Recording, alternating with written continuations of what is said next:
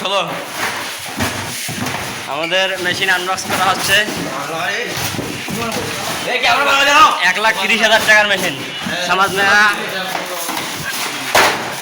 ভাঙিস না শালা, হলে আবার ভাঙে।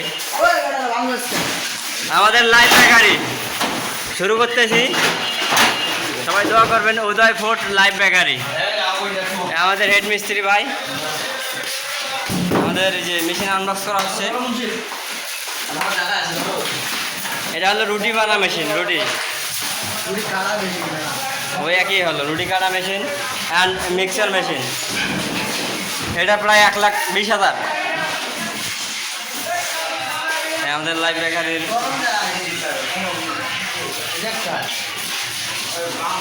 এটা কি ভাই?